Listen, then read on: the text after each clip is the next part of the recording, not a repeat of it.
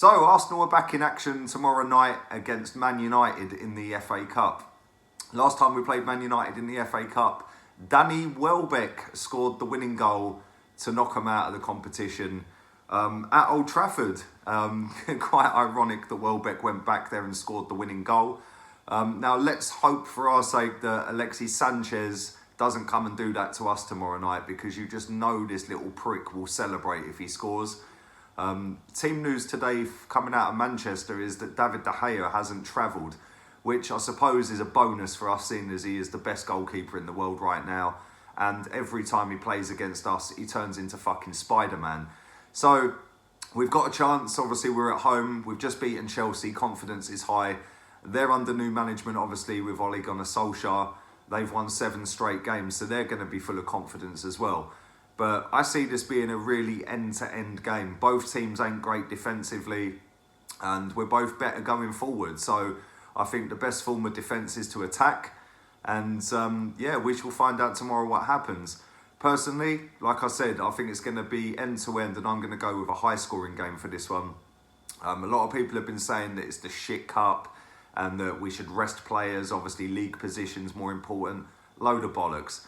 FA Cup, we've won it the most amount of times. Man United, obviously both of us are the most successful teams in this competition. So why wouldn't both teams go for it? Obviously the old rivalries from back in the day against Man United when we were both challenging for titles, and normally it came down to who beat who went on to win the title. Obviously this is the FA Cup. We've beaten them in a final before. The most boring cup final I've ever watched. We got absolutely spanked in that. And that was actually Patrick Vieira's last kick of a football for Arsenal Football Club. He scored the winning penalty. How we won that day is just an absolute miracle. I'll never, ever forget that cup final. But I'm going to get into my 1 to 11 for this game. Don't forget, subscribe to the channel if you're new. Hit the like button as well. That lets me know that you're liking the content on the channel. But here's my 1 to 11. This is my 1 to 11, by the way, not the 1 to 11 that I think Emery's going to pick. This would be what I pick, and I'm going to go with Leno in goal. I just think that you've just got to keep the goalkeeper in there with the centre-backs that have been playing games together. Petr Cech is not confident with the ball at his feet. Yes, he's a good shot stopper. Arguably, he is better than Leno. But for me, I'm going with Leno in goal. Right back. Obviously, Bellerin's out for the season, and let's hope he gets well soon. Nasty, nasty injury to get. And he's out for about 9 months now as well. So whether that means we're going to go shopping for a right back or not, I don't know. Obviously, we can put Cole Jenkinson there. Not what I would do, but, you know, we've got Lichtsteiner as well. We haven't exactly got the best choices at right back. So for me, I'm actually going to put Maitland-Niles in that position, because Lichtsteiner won't offer nothing going forward. Yes, he can defend, but if they then nullify our left-hand side, they'll essentially overrun us, because we'll have nothing going down the right-hand side.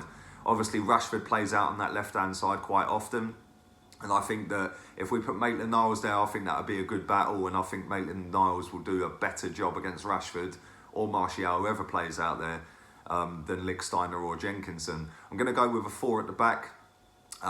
Right-hand side, obviously, like I said, I'm going to put Maitland-Niles.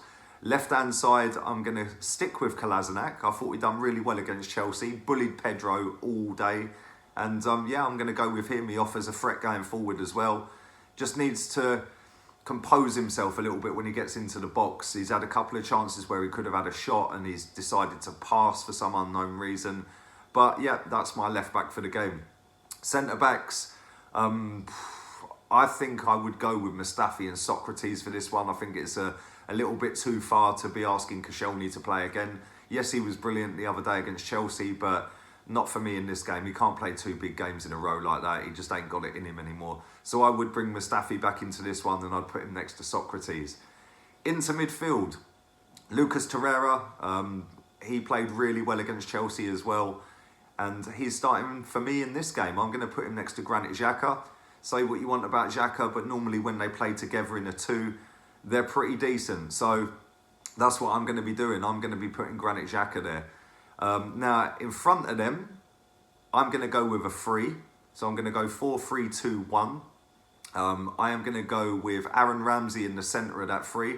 I thought he was absolutely brilliant against Chelsea. He was fantastic when he came on against West Ham as well. And for somebody who's leaving, he certainly don't look that way. He's still giving 100% at the moment. So fair play to him. And that's my man in the middle. Now, out on the right-hand side, this is where I've got a bit of a problem because Aubameyang on that side ain't great. He ain't great on the left side. He's better up front, but the ball don't stick to him. It just comes straight back. And if you want to hold the ball up and play your wingers in, Aubameyang's not the man to start up front. But then saying that, if he plays on the wing, he don't offer nothing defensively. So it's a bit of a problem, to be honest with you. So for that reason, I'm not going to put Aubameyang in my starting 11. I'm going to go with Iwobi on the right-hand side. This guy's the only one in our squad or in our starting 11 of recent games that can actually get the ball down and run at people. He's the only one who does that. So I'm going to start him on the right side for this game. On the left side, this is where I'm going to throw a little curveball into it. And I'm going to start Saka, our young 17-year-old left winger. Again, yes, it may be a big game. It may be the FA Cup. But if you want a bit of balance in the team, that's what I'm going for. I'm going to put him in the team. And let's see if he rises to the challenge. If he plays, he ain't going to play. I know he ain't going to play, but this is my 1 to 11. So up front, I'm going to go with Lacazette. Scored a great goal against Chelsea. I thought he worked unbelievably hard off the ball as well. And with Lacazette, you know what you're going to get with him. You know he's going to hold the ball up. You know he's going to chase the defenders down. You know he's going to come back into midfield and try and help the midfield out as well. But he offers a serious goal threat as well. He's ruthless in front of goal. And some of the goals he's scored this season have been unreal. And he scores against big teams as well. He's done it against a lot of big teams since he's been at Arsenal. So for me, I would start him. That then leaves a bench with Ozil and Aubameyang on it. Also leaves Guendouzi on the bench as well. So then you've got a decent backup as well. If things are going wrong or if it is a draw and you want to try and nick the win, you can bring some genuine quality off the bench as well. So that's what I'll be doing. Like I said, I do think this game's going to be end-to-end. Like I said earlier, I don't see both teams seeing out a defensive masterclass in this. It's not in either of our games, to be honest with you. We're both better going forward. Now, whether Lukaku starts or not, I don't know. But I think their key guy is Rashford right now, and he will start. I'm pretty confident he's going to be starting the game. And if we nullify Rashford, then we've got a good chance of winning the game. Also, Ander Herrera, he's been playing really, really well recently. So we've got to get on him from the get-go. Stop him spraying the passes around. He allows Matic to go a little bit further forward when he's sitting deeper. And if we can stop him playing and passing the ball around, getting it down the wings to Martial, Rashford, etc., then I think we've got a great chance of beating them. I'm going to go with a score prediction for this game of Arsenal 3, Man United 2. I can't see any team keeping a clean sheet. Obviously, we know De Gea's not going to be in goal, so they're going to have Romeo, whatever his name is, Romeo, I think it is. Decent goalkeeper, but he's not in the same category as David De Gea. But no doubt he will turn into a fucking prime Buffon tomorrow night and pull off save after save.